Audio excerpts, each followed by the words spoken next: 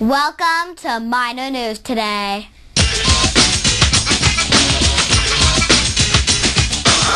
Thanks for joining us. I'm Bunny reporting top news headlines recorded live from north of Mexico. Today, December 17, 2007.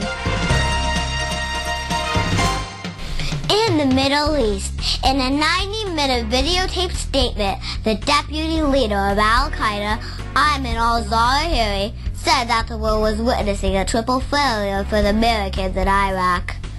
He must have been talking real slow. It only took me around 3 seconds. In Washington, it's a he said as presidential candidate Mike Huckabee is on the defensive again. Criticized for a negative critique of foreign policy, fellow candidate Mitt Romney has demanded that Huckabee apologize.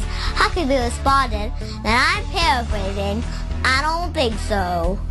In Mecca, Muslims from around the world gathered in Mecca Sunday for a little event known as the Hajj Pilgrimage.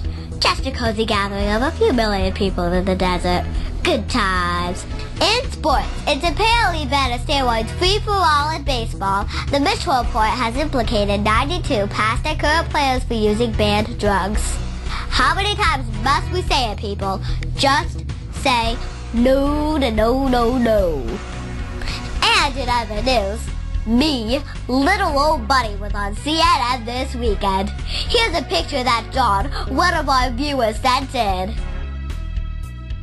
A big shout out to CNN in Atlanta and Los Angeles. Thanks to all the viewers who emailed us. Thanks to my interviewers, Josh, the lovely Betty, and even TJ, even though he's not really a fan of the show.